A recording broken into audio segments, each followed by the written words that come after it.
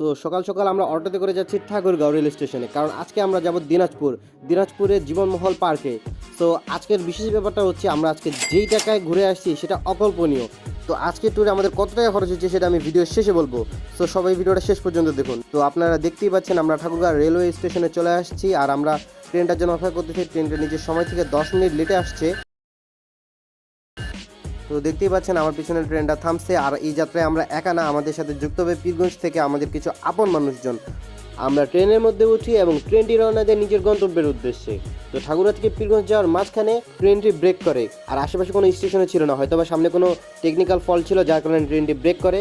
তার কিছুক্ষণ পর ট্রেনটি আবার ছাড়ে এবং আমরা আবার রওনা দিই পীরগঞ্জের উদ্দেশ্যে। তো বেশ কিছুক্ষণ সফর করার পর আমরা চলে আসি পীরগঞ্জ স্টেশনে। ওই যে দেখতে পাচ্ছেন এটা আমার খালাতো ভাই, আর আজকে আমরা তাদের সাথে ঘুরবো। তো আমরা এখন বর্তমান পীরগঞ্জ স্টেশনে, আর পীরগঞ্জ স্টেশনে দেখতেই পাচ্ছেন কত পরিমাণে মানুষের ভিড়। তো আমরা ট্রেন থেকে নিচে নামি এবং পিছনের দিকে যাই তাদেরকে বাট আফসোসের বিষয় হচ্ছে তাদেরকে আমরা খুঁজে পাই না, কারণ তারা পিছনে ছিল আর ট্রেনটা ততক্ষণে ছেড়ে দেয়। তো তাদেরকে আমরা কল করে বলি যে আমরা দিনাজপুর বড় মাঠে দেখা করব। তো ট্রেনটি এবার দিনাজপুরের উদ্দেশ্যে রওনা দিল। তো খানিকটা পথ অতিক্রম করার পরই ট্রেনটি আবার ব্রেক করে, জানি না কী কারণ ছিল। ট্রেনটা এই পর্যন্ত দুই জায়গায় ব্রেক করলো। সো এবার ট্রেনটা যেখানে দাঁড়াইছে সেটা একদম নির্জন এলাকা, দেখতেই পাচ্ছেন কত সুন্দর। আর ট্রেনটা এখানে প্রায় 5 থেকে 10 মিনিটের মতো অপেক্ষা করতেছিল, কারণ সামনে দিয়ে আরেকটি ট্রেন আসতেছে, সেটি ক্রসিং করছে এবং তারপর আমাদের ট্রেনটি আবার ছাড়ে। তো আমরা দিনাজপুরের মধ্যে চলে আসছি, আর আমরা এখন যাচ্ছি বড় মাঠে, কারণ আমাদের বন্ধুগুলো সবাই বড় মাঠের মধ্যে অপেক্ষা করতেছে আমাদের জন্য। তো এইদিকে আমার পরোপকারী বন্ধু রাব্বি একজন অপরিচিত ব্যক্তিকে সাহায্য করছে। তো আমরা বেশি সময় নষ্ট না করে তাড়াতাড়ি বড় মাঠে যাচ্ছি, কারণ আমাদের বন্ধুরা অলরেডি আমাদের জন্য অনেকক্ষণ থেকে ওয়েট করতেছে। তো আমরা চিন্তা করলাম বড় মাঠের মাঝখান দিয়ে যাই, যাতে আমরা তাড়াতাড়ি যেতে পারি। কিন্তু কিছুক্ষণ যাওয়ার পরে আমাদেরকে বিটিআররা বলে যে এখানে ক্যাম্প করা হয়েছে, তোমরা ভিতরে যেও না। তো আমরা সেখান থেকে তাড়াতাড়ি করে ইউটার্ন নিয়ে রাস্তা দিয়ে যাই। তো তাদের সাথে দেখা হওয়ার পর আমরা সবাই একত্রিত হই এবং জীবনমহল পার্কের উদ্দেশ্যে যাই। তো আমরা সবাই জীবনমহল পার্কে চলে আসছি। তো আমি যে বন্ধুরা কথা বলতেছিলাম সে হচ্ছে ফাহিম, যার বাসা পীরগঞ্জে। আর ভাইটাকে দেখেই বুঝতে পারতেছেন যে ভাইটা অনেক স্মার্ট। হ্যাঁ, আর এখানে আমরা এখন ডিসকাস করতেছি টাকা নিয়ে। তো জীবনমহল পার্কের টিকিটের মূল্য মাত্র 100 টাকা। তো এটা শোনার পর আমরা पैसा निकाल चल पैसा निकाल हाँ चाकू देख একে অপরের কাছ থেকে চাঁদা তুলছিলাম। চাঁদা ওঠানোর পর আমরা সেই টাকা দিয়ে টিকিট কিনি এবং তারা আমাদেরকে একটা একটি করে চকলেট খেতে দেয়। তো এখন আমরা জীবনমহল পার্কের ভিতরে প্রবেশ করব। এই যে দেখুন গাইস, এগুলো হচ্ছে টিকিট। আর এটা হচ্ছে আমার খালাতো ভাই সাহিল, যে একজন কন্টেন্ট ক্রিয়েটর পীরগঞ্জ থেকে। তো আমরা জীবনমহল পার্কের ভিতরে প্রবেশ করতেছি এবং আমরা প্রথমে যেটা দেখতে পাচ্ছি সেটা হচ্ছে বাচ্চাদের খেলার জন্য একটা জায়গা। জায়গাটা অনেক সুন্দর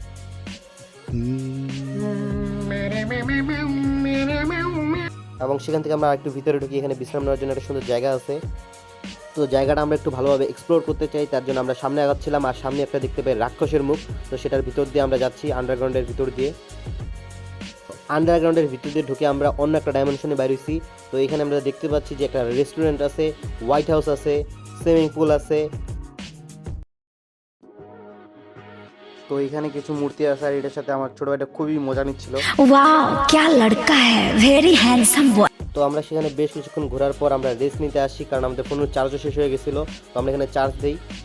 পার্কের ভিতরে কোনো ভারী খাবারের আইটেম ছিল না, যার কারণে আমরা সেখানকার ঝালমুড়ি খাই এবং শেষে একটা পানির বোতল কিনে পানি খাই। আর হাতে হাতে আমার ফ্যান ফলোয়ারের সাথে দেখা হয়ে গেল। मतलब वो अलग ही लेवल का बंदा था। জায়গাটা এমনিতে অনেক সুন্দর।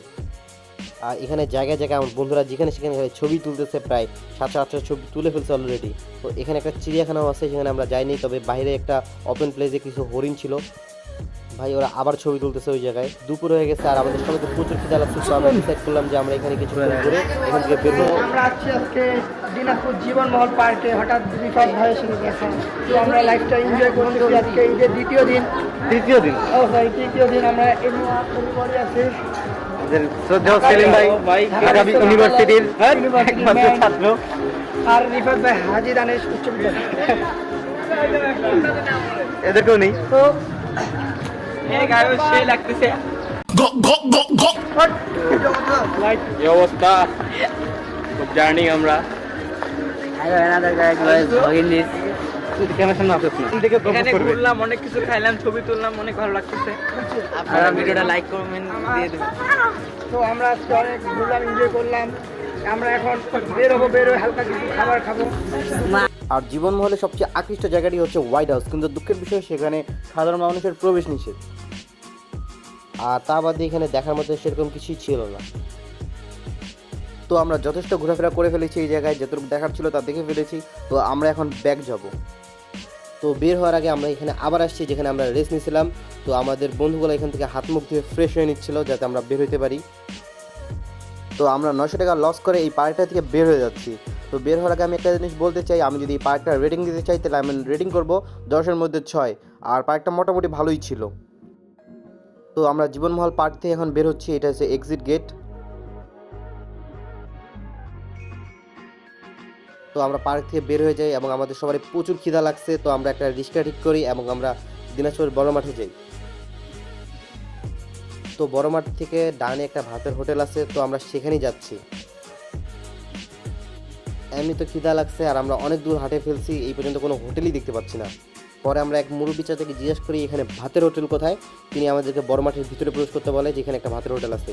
তো আমরা সেখানে খোঁজাখুঁজি করি আর আমরা এখানে কোনো ভাতের হোটেল পাই না। তো আমরা এত বড় একটা চক্কর লাগা আবার বড় মাঠের রাস্তায় চলে আসি। তো ভাই এমনিতেই দুপুরবেলা আর পেটে লাগছে প্রচুর খিদা। তো আমরা এখানকার স্থানীয় লোকজনকে জিজ্ঞেস করলাম যে এখানে ভাতের হোটেল কোথায় পাওয়া যাবে। তো তারা আমাদেরকে বললো যে সামনে একটি বাজার আছে যার নাম হচ্ছে বাহাদুর বাজার, সেখানে ভাতের হোটেল পাওয়া যাবে। তো তারা বলছিল যে বাজারটি অনেক কাছেই, তার জন্য আমরা হেঁটে হেঁটে যাচ্ছিলাম। তবে জায়গাটা আসলে অনেক কাছে নয়, অনেক দূরে। আর আমরা হাঁটতে হাঁটতে শহরের ভিতরে প্রবেশ করি, এখনও ভাতের হোটেল পাচ্ছি না। এমনিতে খিদা লাগছে, তার উপরে প্রচুর গরম। তো ফাইনালি আমরা একটা ভাতের হোটেল পাই। তবে এখানকার একটা জিনিস আমার খুবই খারাপ লাগলো, এখানের খাবারের মান খুবই খারাপ। 20 টাকার প্লেটে যদি একটা ভাত দেয় সেখানে একটা বাচ্চারও পেট ভরবে না। একটা কথায় আছে ঠেলায় পড়লে বাঘও ঘাস খায়, তো আমরাও এটাই খাচ্ছি। তো আমরা সবাই এখানে দুপুরে খাওয়া দাওয়াটা করি এবং খাওয়া দাওয়া শেষ করে আমরা যাই আবার রেল স্টেশনের দিকে, কারণ এখান থেকে রেল স্টেশন খুবই কাছেই ছিল। তো স্টেশনে আসার পর আমরা জমি টাকা নিয়ে ভাগাভাগি করি এবং ভাগাভাগি করার পর আমরা ওই পারে যাবো, কারণ ওই পারে সব ঠান্ডা পানির দোকান রয়েছে। তো আমরা ফ্লাইওভার দিয়ে হাঁটতেছি।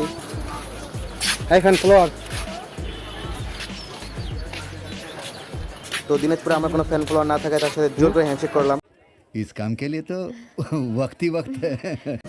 আর এখনকার স্টেশন আসার কথা আমরা জানতে পারি যে ট্রেনটি আসতে অনেক লেট হবে, তার কারণে আমরা ডিসাইড করলাম যে বড় মাঠ থেকে আবার ঘুরে আসা যাক। আর এখানে একটা পিচ্ছি লাটাই দিয়ে ঘুরি ওড়াচ্ছিল।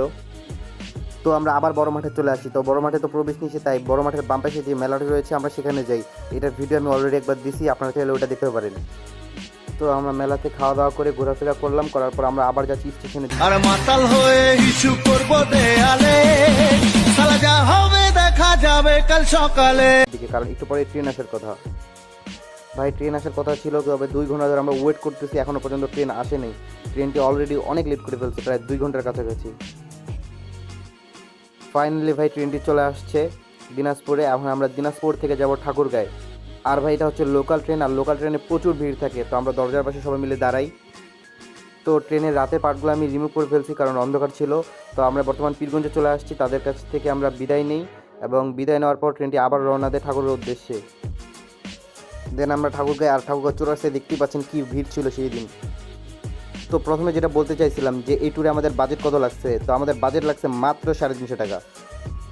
আর এই ভিডিওটা আমি অনেক আগেই ছাড়তে চাইছিলাম, বাট আমার ফেসবুক অ্যাকাউন্টগুলো ডিসেবল হয়ে গেছে, যার কারণে আমি ছাড়তে পারিনি। এটা আমার নিউ অ্যাকাউন্টে ছাড়তেছি।